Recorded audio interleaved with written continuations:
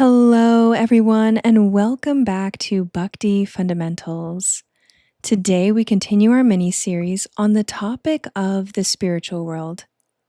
Last time, we began exploring the spiritual world, which is our true eternal home, completely transcendental to the sufferings and limitations of this material world in which we currently find ourselves.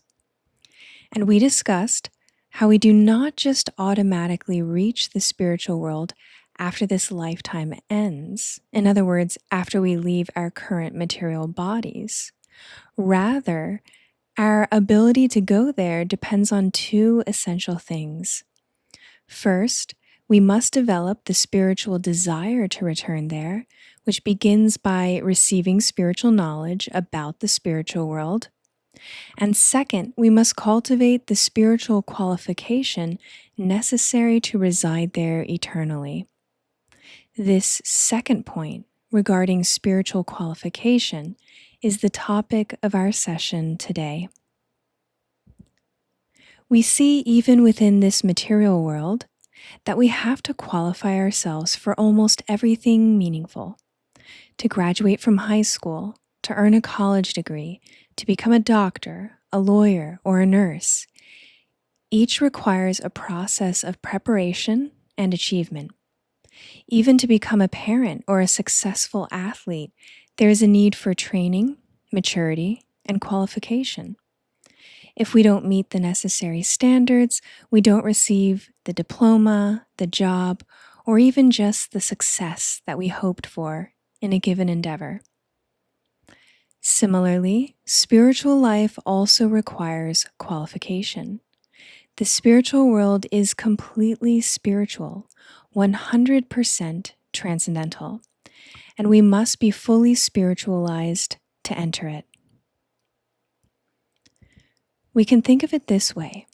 Just as our current material bodies are unsuitable even for certain environments within this world, our materially conditioned consciousness is unsuitable for the pure atmosphere of the spiritual world. A fish can live underwater because its body is designed for that environment. But if we try to breathe underwater with just our current material bodies and no specialized equipment, then our bodies drown. Similarly, if I were to stand in a fire with my present body, it would immediately burn to ashes. In the same way, we cannot simply enter the spiritual world with materialistic consciousness. To approach that pure, eternal realm, we must fully spiritualize our consciousness. To this very point, in one purport from the 10th canto of Srimad Bhagavatam, we hear, "Just as one cannot approach the sun without becoming fire, one cannot approach the Supreme Pure, Lord Krishna, without undergoing a rigid purificatory process, which may appear like suffering, but which is actually a curative treatment administered by the personal hand of the Lord." Now, this statement highlights an essential truth. A purificatory process is necessary to enter the spiritual world. Sometimes people wonder, well, if I've lived a good life, been kind, charitable, and honest, isn't that enough? The thing is, we may assume that we've lived a good life or are living a good life presently, but how do we actually know what a truly good life is? Is it up to our own individual subjective opinions? The truth is that the standards for what qualifies as good and bad actions, and even more importantly, what qualifies as a truly spiritual action, come from the Supreme, Krishna, himself. Dharma, or true religious principles, are not determined by changing human opinions, social trends, or personal feelings. Rather, they are eternally established by the Supreme Lord. As the Srimad Bhagavatam declares, Dharmam tu shakshad bhagavat pranitam. Real religious principles are enacted by the Supreme Personality of Godhead.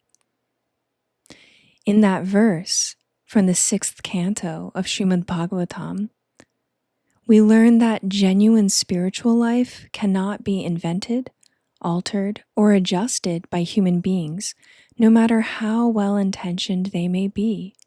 It's not up for democratic vote or philosophical speculation. To live a life that is truly spiritually progressive, we must learn directly from the Supreme about what actually pleases Him and what qualifies as genuine spiritual activity. And how do we learn directly from Krishna? Krishna reveals his instructions on spiritual matters through 3 essential sources. 1. Shastra, the authoritative scriptures, like the Bhagavad Gita. 2. Guru, authentic spiritual teachers. And 3. Sadhu, the sincere Bhakti Yoga practitioners. And for spiritual knowledge to be considered reliable, these 3 sources must align in their message. If they do not, such as when a so-called guru says something that contradicts Krishna's words in the Bhagavad Gita, then that knowledge should be carefully examined, as it may not be spiritually authentic. Now, according to these 3 sources, only actions performed in connection with Krishna, following his instructions and acting for his satisfaction, are transcendental and free us from our material karma that otherwise binds us to this material world lifetime after lifetime. When we read the Bhagavad Gita, we learn that the common saying, "What goes around comes around," is true. Every action we perform produces a corresponding reaction, and as long as our actions are material, not connected to Krishna, we are bound to return to this material world to experience the results of those material actions, whether good or bad. It's important to realize this point, that even actions we consider good, if divorced from Krishna, still create material karma. In other words, good deeds performed without connection to the Supreme may earn us a better situation in this material world, a more comfortable life, a good reputation, or even a birth in higher material planetary systems. But they still bind us to this cycle of birth and death known as samsara. Good karma is still material karma, and it results in yet another material body. Spiritual actions, on the other hand, are fundamentally different. When we perform our duties and activities in a spirit of devotional service to Krishna, that is, when our work is done for his satisfaction, those actions do not produce material reactions. Instead, they purify our consciousness and gradually free us from karmic bondage altogether. Of course, the activities we offer to Krishna must be appropriate, which is something we'll explore in just a moment. First, let's look at what Krishna states in the Bhagavad Gita, chapter 3, verse 9. Therein he states, work done as a sacrifice for Vishnu or Krishna has to be performed. Otherwise, work causes bondage in this material world. Therefore, O son of Kunti, Arjuna, perform your prescribed duties for his satisfaction, and in that way you will always remain free from bondage. In this verse, Krishna declares that when our actions are performed for him, the Supreme, then those actions become purified or spiritualized, and such spiritual activities do not produce material reactions. This purifying of our activities in a spirit of devotional service goes by another name, spiritual dovetailing of our lives to Krishna. When we purify our lives via the various spiritual practices of Bhakti Yoga, and by dovetailing our work and activities to Krishna, then our activities and our consciousness become increasingly purified, and we become increasingly qualified to one day approach and reside in the spiritual realm. Again, however, it is essential that we find out what kind of activities are actually acceptable to offer to Krishna. For example, someone might think that distributing meat to others constitutes an act of charity. But in reality, such an act, steeped in the cycle of violence to other living entities, degrades both the giver and the receiver. It entangles both in bad karma, rather than elevating them spiritually. In the Bhagavad Gita, we learn that not all activities are on the same level. While actions performed in the modes of goodness or passion can, with proper intention and offering to Krishna, be purified, actions rooted in the mode of ignorance, such as the consumption of alcohol or meat, cannot be offered to Krishna. This is because actions and items in the mode of ignorance degrade rather than uplift our consciousness. If you'd like to dive deeper into this important topic, be sure to check out our Bhakti Fundamentals mini-series covering the 3 modes of material nature. In that series, we explore how these 3 modes influence our consciousness, behavior, actions, etc. Thus, it is not enough to act with good intentions alone. We must get on the same page as Krishna and understand what activities he condones as being truly spiritual. Spiritualizing our daily activities and engaging in the purificatory practices of Bhakti Yoga, also known as sadhana bhakti, enable us to gradually purify our consciousness. In this way, we become qualified to approach Krishna and enter his eternal abode, the spiritual world. On that note, let's return to the Bhagavatam purport from earlier today regarding what is recommended in order to reach the Supreme, or Krishna. It was stated, just as one cannot approach the sun without becoming fire, one cannot approach the Supreme Pure, Lord Krishna, without undergoing a rigid purificatory process, which may appear like suffering, but which is actually a curative treatment administered by the personal hand of the Lord. In reading this statement, we may wonder just what are the processes of Bhakti Yoga that purify us? Well, in the scriptures, we learn about the 9 processes of Bhakti Yoga. These 9 processes of bhakti are outlined in the Srimad Bhagavatam, the Chaitanya Charitamrita, and many other shastras or scriptures. In the Srimad Bhagavatam, we hear the verse, Shravanam Kirtanam Vishnu Smaranam Pada Sevanam, Archanam Vandanam Dasyam Sakyam Atma Nivedanam. And each of the words of that verse translates to one of the 9 processes of devotional service or Bhakti Yoga, which are as follows. 1. Hearing, or Shravanam. This includes hearing about Krishna and topics related to Krishna, hearing the Maha Mantra, which is comprised of the names of the Supreme, etc. 2. Chanting, or Kirtanam.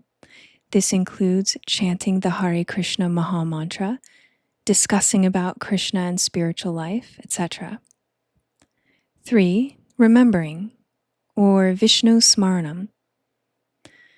This includes remaining conscious of Krishna throughout our day, remembering him throughout our day. 4. Offering service to the Lord, Pada Sevanam.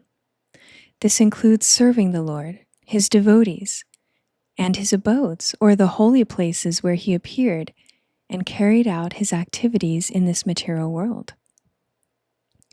5. Worshipping the Lord, Archanam.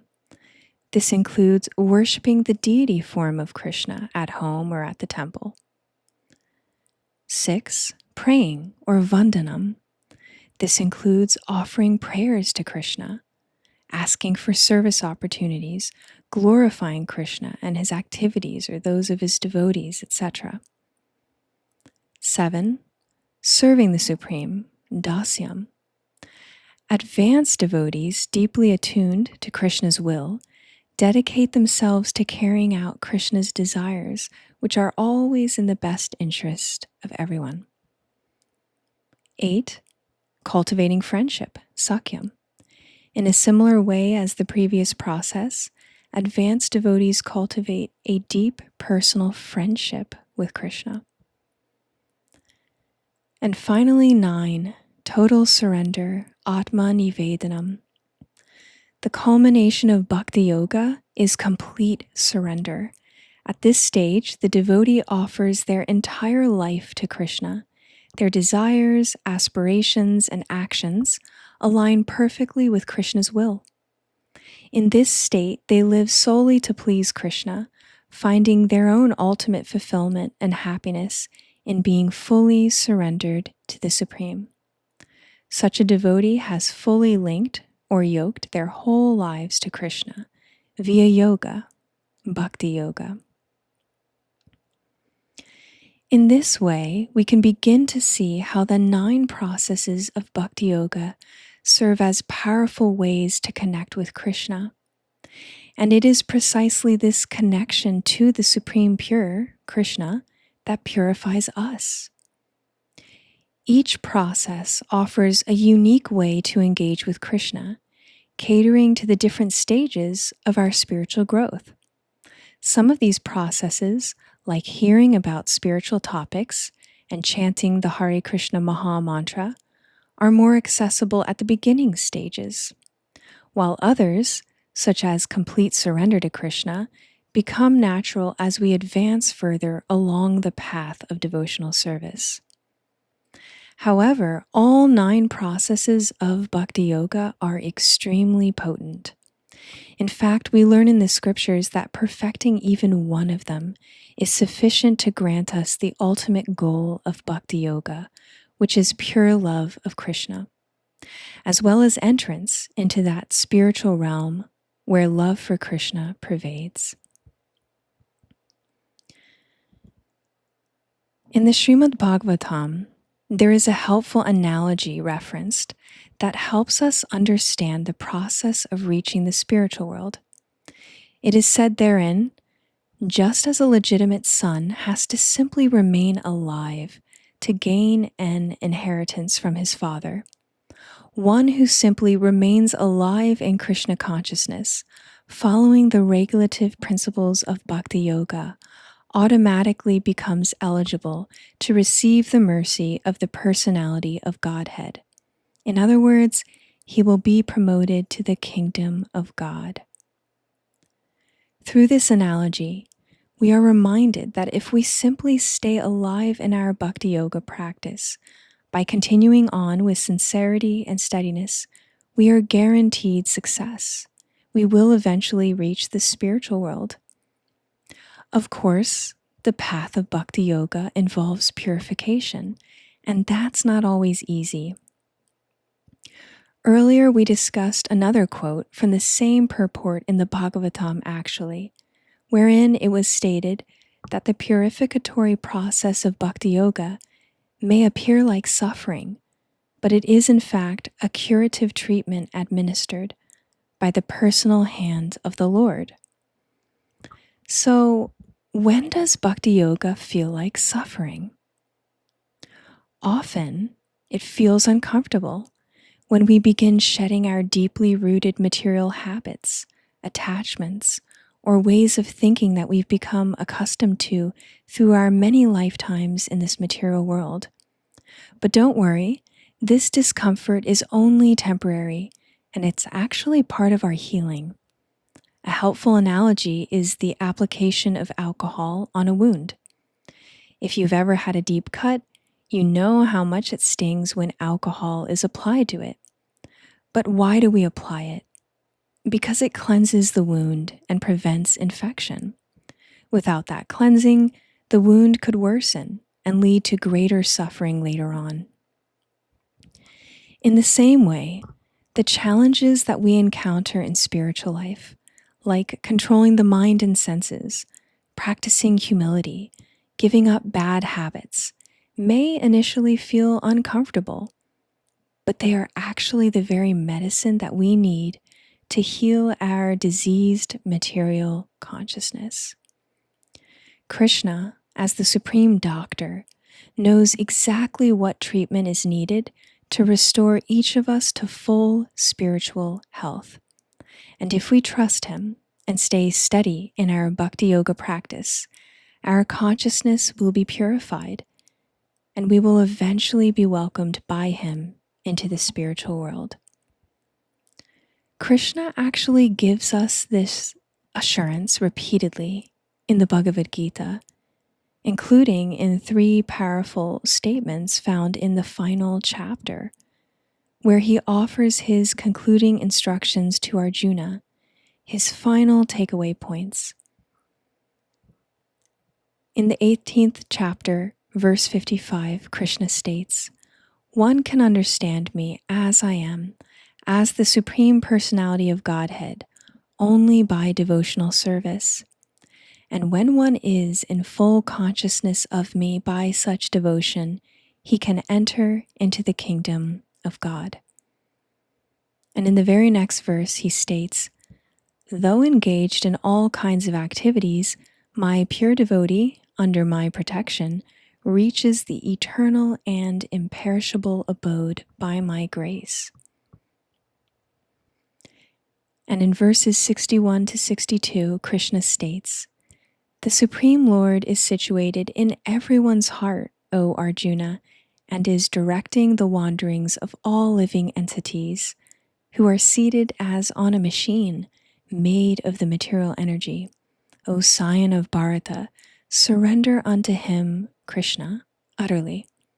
By his grace you will attain transcendental peace and the supreme and eternal abode." These verses make it clear. Krishna is personally involved in guiding us to his spiritual abode when we take up Bhakti Yoga. He mentions his grace and his protection in these 3 verses, but we have to do our part also. If we stick to the process of Bhakti Yoga, especially the chanting of the Hare Krishna Maha Mantra, which contains the purifying names of the Supreme, then we can become qualified to enter the spiritual world even upon leaving our current bodies at the time of death for them. But that transition to the spiritual world is not automatic. It requires a steady and consistent practice of Bhakti Yoga throughout our lives, not just when it's convenient for us or when nothing else feels pressing. True spiritual progress comes from regular, sincere effort, even amidst the busyness and challenges of daily life. Still, we're not without help. Krishna, who sees everything within our hearts, responds to our sincerity, to our degree of surrender to him. If we genuinely cultivate devotional service to Krishna, then Krishna will personally guide us back to the spiritual world, an eternal realm full of variety, beauty, and fulfilling personal relationships with the Supreme. So that's all we have today for part 2 on our mini-series on the spiritual world. Please send any questions you have our way, and we will be happy to answer them in upcoming sessions. In the meantime, thank you for listening today, and we'll see you next time on Bhakti Fundamentals.